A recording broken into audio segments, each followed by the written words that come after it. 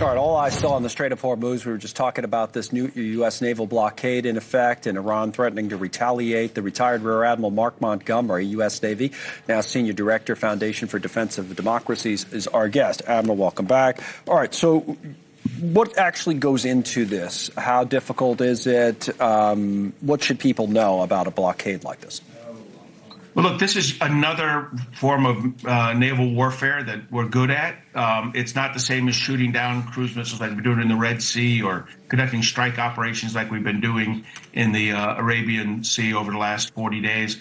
But it's a training mission, a mission for which we're well trained. You need surface ships, destroyers, or amphibious ships. You need visit, boarding, search and seizure teams. The highest levels are special operators like SEALs, and there's ones with Marines, ones with naval personnel, ones with Coast Guard personnel, depending on the threat. So you need to have a number of teams, these search and seizure teams, and you need to have a lot of aviation support to move them around, helicopters, small boats to move them around. And then equally importantly, overhead combat air patrol of Navy and Air Force fighters, aircraft, armed to knock out anybody that comes out to confront you. So it is a comprehensive maritime campaign, but one that we can safely execute. I understand, or I think I understand why we would want to do this, because this could literally cripple Iran's economy over a period of time. I mean, they don't have that straight. They're in bad shape.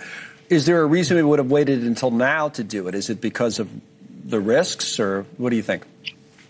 I think during the 40-day war, we decided not to attack their oil infrastructure, and part of that was not preventing these ships from flowing. We allowed the free flow of Iranian oil.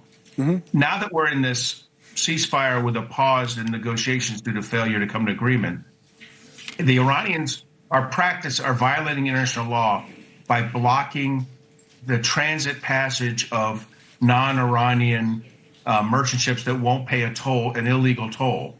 And, blocking transit passage in international waterway is illegal. And what we've said is, look, rather than kinetically force you to allow those through, which would be painful for both sides, we're going to hold you accountable and say your ships can't go either. And it makes sense to me. Well, so will it work, A, or do you think it will work? Obviously, you don't know the direct answer. So what would you say about odds of success? And then the second question, backing up on that, I don't know if you can answer it or not, is what would you say about people say, well, what about the timeline? How long will Iran take to kind of, quote unquote, cry uncle? So this is an economic pressure campaign, so it will take longer. That's a fair criticism. On the other hand, it will not lead to like a massive exchange of weapons against each other's merchant ships, right? These are seizing and detaining and sending to third-party ports for holding, individual ships. Mm-hmm. Look, to be effective, we're going to have to deter merchant, shadow fleet merchant captains and ship owners from wanting to do this. So you don't have to stop every ship. You have to stop enough ships that the captains go, you know what? I may be a criminal, but I'm not a stupid criminal. Okay. I'm going to stop doing this shadow fleet work. Are you worried the Iranians will be firing off drones at our own ships in this? What about the risk to our service members? Well, we're in a ceasefire right now. So if they start firing drones at military assets, that's over.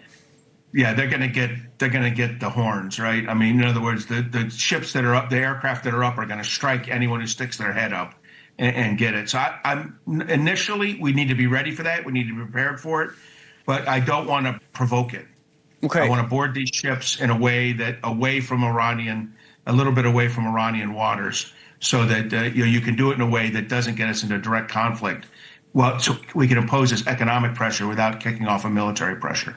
All right, Admiral, thank you, sir. We appreciate you explaining all that to us. We'll watch how it goes in the coming days.